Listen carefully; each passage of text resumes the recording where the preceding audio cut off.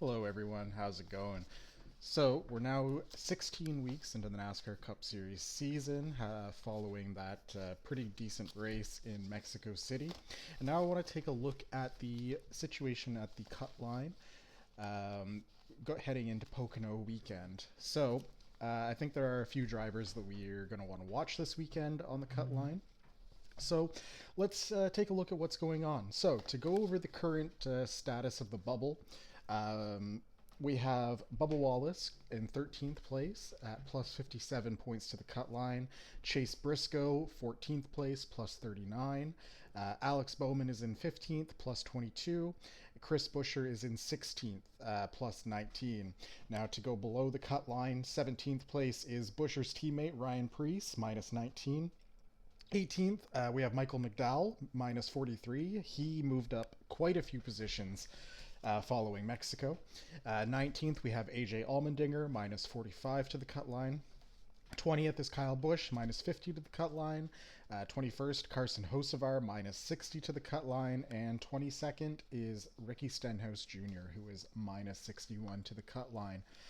So that's how the bubble sits. We definitely saw some movement following the race at Mexico, specifically Michael McDowell moving forward and Carson Hocevar moving backwards. Kyle Busch lost to the cut line as well, as did Stenhouse and AJ Allmendinger. But we did see some solid performances and some gains on the cut line for other drivers. Of course, SVG won the race, moving that cut line forward. And we saw Alex Bowman have a solid performance, gaining on the cut line despite, that cut line moving forward. All around, interesting weekend coming out of Mexico City. So today, since we're heading into Pocono, I want to take a look at the 2.5 mile intermediate tracks that are on the schedule, of which there are only two, both of which are coming up over the next 10 weeks. Pocono up next, of course. So let's look at the performance on these 2.5 mile intermediates. So of our bubble drivers, Bubba Wallace is our top average finisher with 8.5. He has one top 5 and 3 top 10s on these kinds of tracks. Carson Hocevar has the next best average finish. He has only raced 2 races on these kinds of tracks, but it is a 14.5. No top 5s, no top 10s on his record. Michael McDowell, 13.3, one top 10 on these kind of tracks in the next gen era. Alex Bowman, 17.3 with one top 5, one top 10. Ricky Stenhouse Jr. with a 17.3 as well, one top 10 on his record. Chris Buescher in 6th with a 20 average finish, no top 10s in the next gen era. Chase Briscoe with a 20.8, again, no top 10s. AJ Allmendinger with a 25. Kyle Busch with a 28.5, and Ryan Preece with a 29. So we have some decent stats at the top of this list that is followed by some not so great stats at the bottom of the list. Bubba Wallace is a pretty consistent performer on these kinds of tracks. Top 20 in all Pocono races, but has never finished in the top 5 at Pocono. So consistent performance, but we haven't seen that standout performance at Pocono. He does have a top 5 at Indianapolis, however. Looking at Carson Hocevar, he does have a limited amount of starts on these kind of tracks, only 2.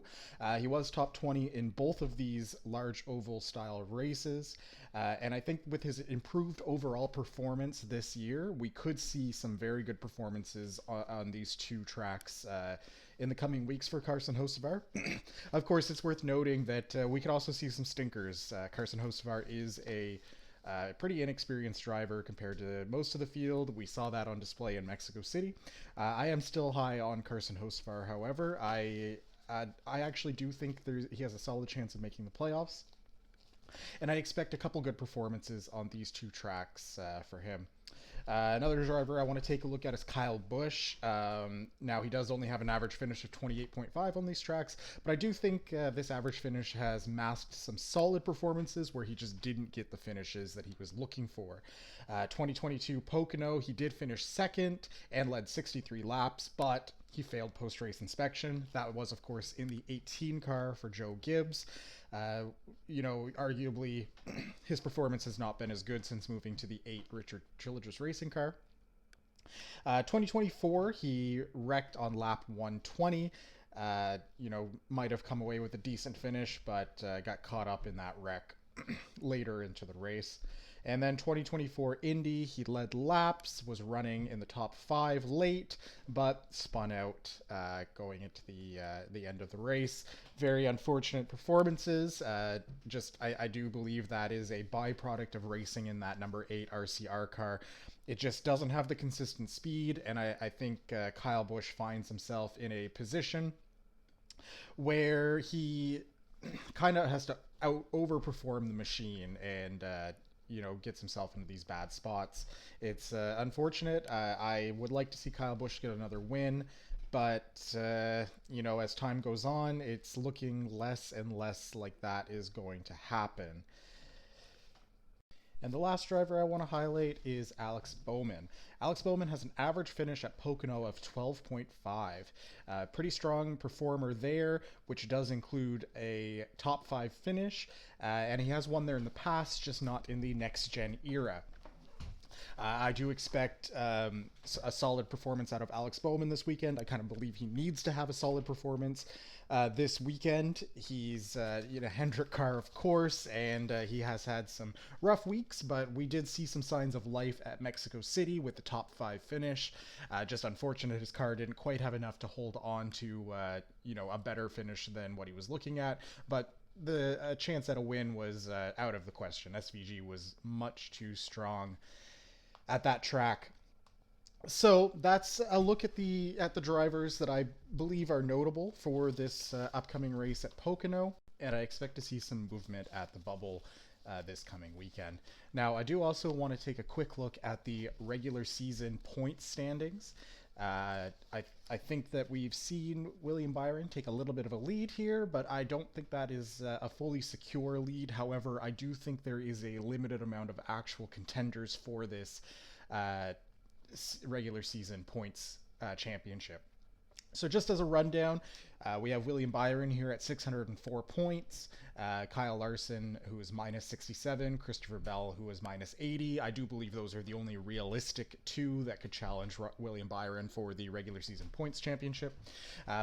So looking at these large intermediate tracks, Pocono and Indianapolis, Kyle Larson has an average finish on these tracks of 9.8, Christopher Bell 6.5, Chase Elliott of 7.5 is also notable. Kyle Larson and Chase Elliott both having wins on these kinds of tracks in the next gen era, so we could definitely see some point gain here on the leader William Byron, particularly from the 5, the 20, and the 9. So it's going to be interesting to see how these teams come out of Pocono weekend as we head into the final stretch of races this season. Thanks for watching. Hope you catch it next time.